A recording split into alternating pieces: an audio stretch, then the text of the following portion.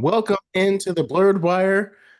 So very well, I guess it wasn't that much recently. But Deadpool and Wolverine has been killing the box office and has become the second billion-dollar hit of this year. So we decided we're going to take a second to talk about the first billion-dollar hit of this year.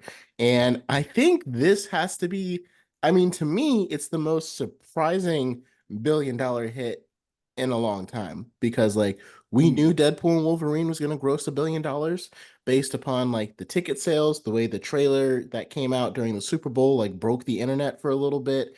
So like it wasn't that hard that to predict that Deadpool and Wolverine was going to gross $1 billion. It Right. kind of became like if it didn't gross a billion, it was going to be a disappointment, right? hmm Right.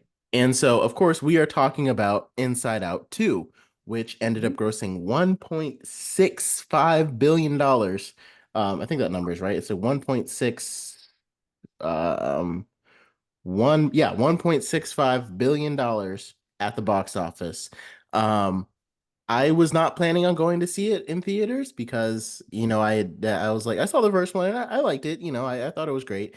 But I was like, this doesn't really feel like a movie I need to see in a theater. Like, I'll just wait till it comes out on streaming and I'll just watch it then.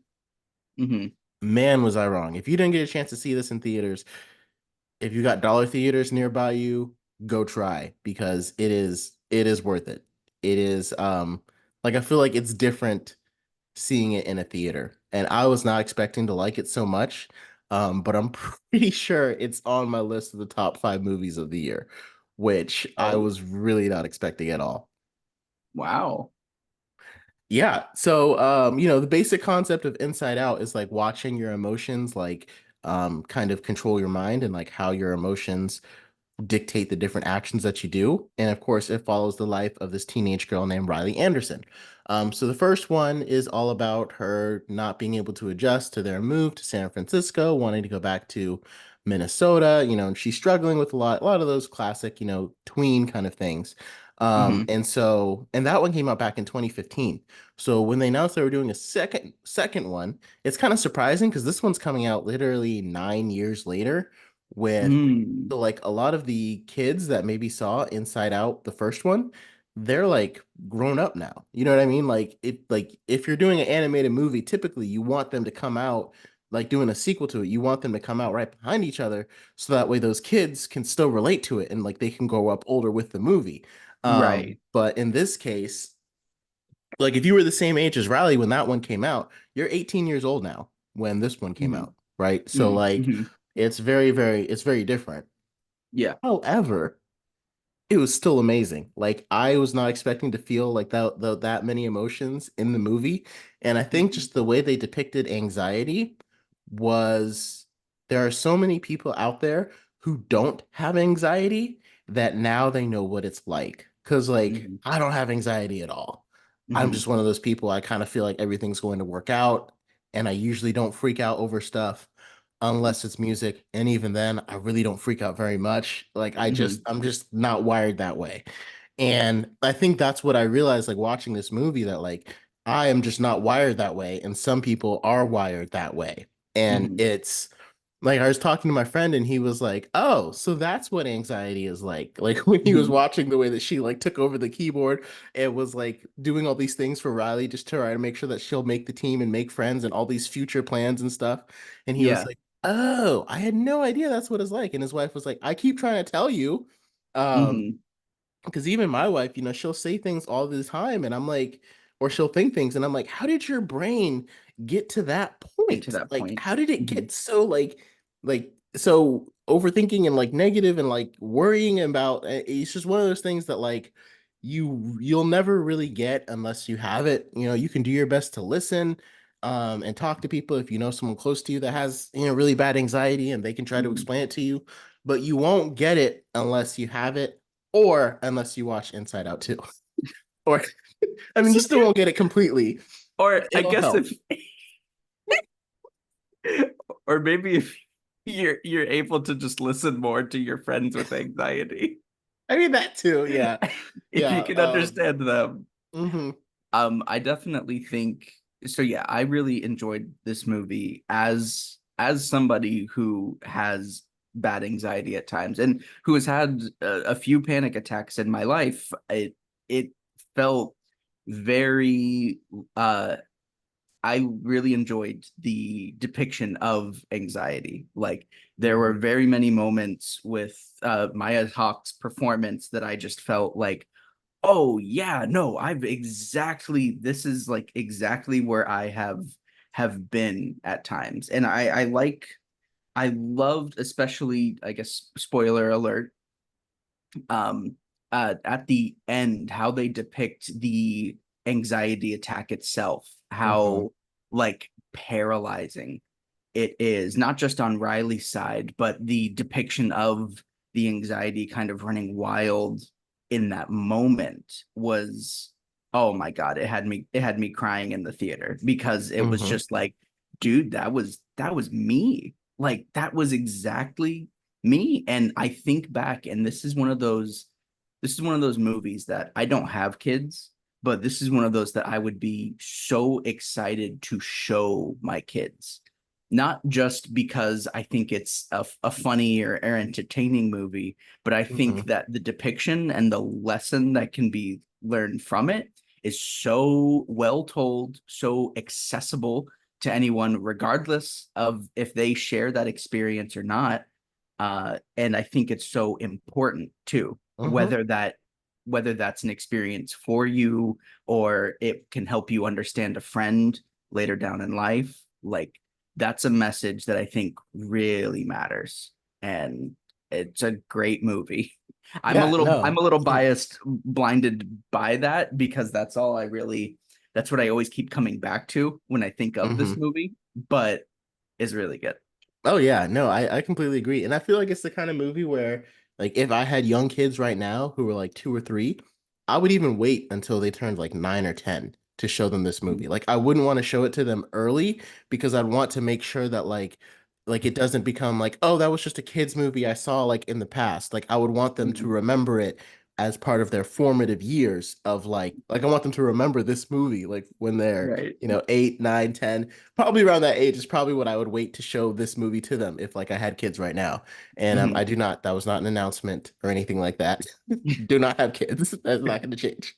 Um, so yeah, I think I agree with you on that point. And like, it was hilarious too. I always Mhm. love the way that they depict the dad's mind because I'm Mhm. like, I feel like that's me, where he's just kind of like, oh yeah. Oh, the game's on. Like or like they're like all watching the game and like all their emotions are like kind of in sync. Because Mhm. it's so funny because you can see how like Riley's motions, like when you're a formative kid, your emotions are always like fighting for control. And sometimes as you get older, it can get better. And so Mhm. like in the dad's mind, it felt like all of his emotions were just kind of in sync and just like more concerned about like the football game or whatever was going on. It was like, we Mhm. didn't hear what she said. Nod. Just nod. Yes. Mhm. Yes. And I'm like that's something I wouldn't have understood until I got married. Because I'm like, you don't know how many times I do that in a week, even in just a week, where I'm just like, I didn't hear that. Just nod. Nod. Yes. Yes. Great idea. I Um, hope I hope Kate doesn't listen to this episode then. it's okay. She's not one of our regular listeners. It's okay. Oh, okay, good. And yeah, it is just and laughing with everyone in the theater, I feel like that made the experience because like you could hear like the kids laughing at parts, you could hear the dads laughing, you could hear the moms laughing and the wives, and like you could hear like different groups of people that like it connected. I don't think there's a better movie that like connects to almost anybody. Like you don't have to be any age to watch and appreciate this movie. You could be 2 or you could be 90. Like, it really doesn't matter. Anybody, like, I can't even say this is a family movie. This is just an anybody movie. Mhm. It's like, I don't have any kids, like I said. And so there's not really a good reason for like me and my wife to go see it. It doesn't really make sense because we like you think it's like a family movie to take your kids to. Mhm. But no, it still hit me really hard in theaters. I feel like they, Mhm. like I said, the way they depicted the emotions. And I like the way that you could see how anxiety didn't start off. Like most of the time when we think of anxiety, we think of a bad thing. We think of Mhm. negativity with it. And because it can bring a lot of negativity. But I think Mhm. I love the way they started it as like just kind of like calculating and Mhm. where Mhm. anxiety almost seemed like they were just like trying to formulate a plan. And you got to slowly watch it get out of control. And then that really helps you understand what anxiety is, because anxiety doesn't start with you at the panic attack. It doesn't Mhm. start with you making ridiculous plans for like 10 years in the future, or it doesn't start with you going to like worst case scenarios. It's a gradual process. And we got to see Mhm. that throughout the movie, up until the point where she was like, "Hey, you guys, your emotions aren't really helping out. I'm gonna have to bottle you up and throw them away." And I love the Mhm. way that they did the bottled up emotions, because like it's such a good like they take so like putting some of those metaphors on screen. It's just is really brilliant on the part of whoever did this movie. Um, Yeah. yeah, I think all The the voice performances were fantastic as well. What were you about to say? I was gonna say, yeah, the literalization of the metaphors. I think they're pretty cute. Like Yeah. they feel like very obvious like gags if you're gonna do a movie like this, existing in a brain. But I would be lying if it didn't have me smiling and chuckling at a lot of them. I Yeah. think too for the anxiety part, something I really liked is how a lot of that spiral it can start with a justification. And Hmm. so like the first time we see anxiety take over, she was right. Like the anxious preparing like paid off.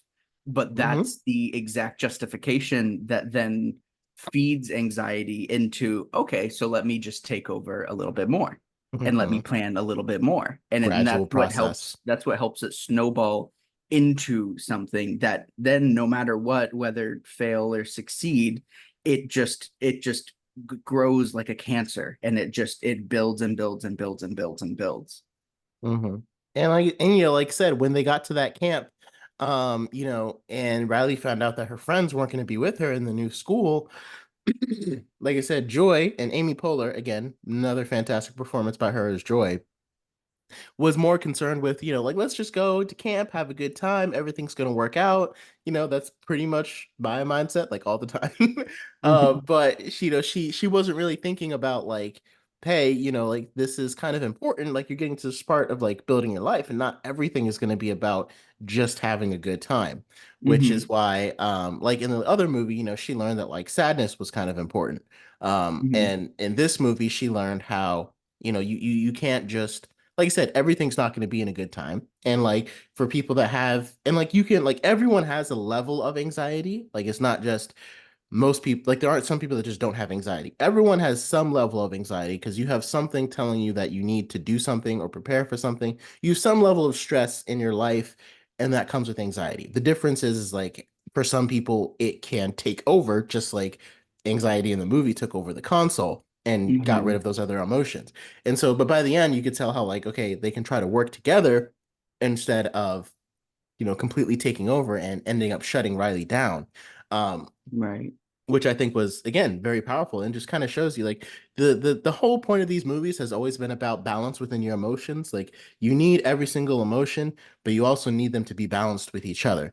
And I feel like this movie got that message down perfectly, and made a buttload of money while doing it. Like, Hmm. and I think it was well worth it. Like, I mean, I liked Deadpool and Wolverine. I wanted it to gross over $1 billion, but I can't say I'm upset that Inside Out 2 was the highest grossing movie of this year. I mean, I think I probably would have preferred if Dune Part 2 hit the same heights as Inside Out 2, just because I think it is a better movie. But I am happy that this one, like the fact that it Yeah. grossed $1.65 billion means a lot of people saw this message, and that makes me Hmm. happy. And that is weird for me. So I'm like, still like, but like, I'm just happy that that means this many people saw the message, maybe saw it twice with their families.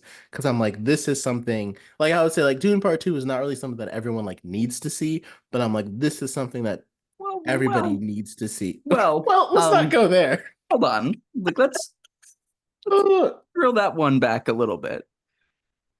Uh, no, I completely agree. And I think for context, like you are not a huge message and movie kind of viewer. Like Not that is really. not some No. that is more like you sound a bit like me in that regard because I feel like that's what I'm always saying.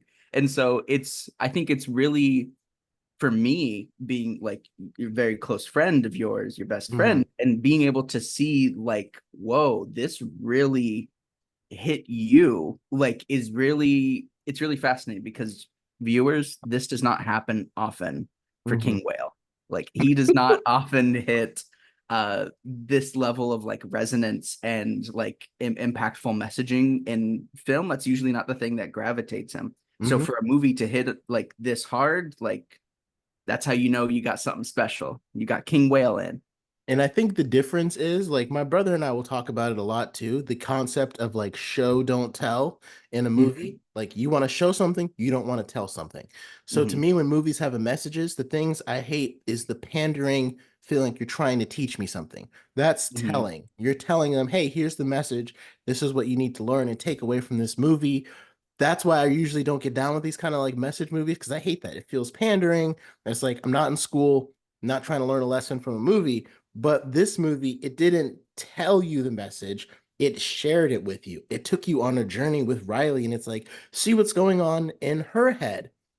Mm-hmm. And you got to experience it with it. The way they crafted the storyline, the way they crafted watching everything going on in her head, it wasn't telling you, it was showing you what's happening, and it's sharing a message with you without teaching it to you or forcing it down your throat. It's allowing you to come to your conclusion at the end based upon what happens to Riley and watching what happens in her journey. So, if you do want to make a movie that has a message, watch this one and use that as like a baseline on how to do it. Because to me, this is the right way to do it. Because like you don't Mm-hmm. have to. Because yeah, usually message movies like I mean, they're not like I'll watch them occasionally, but like not really. I'll get bored very quickly.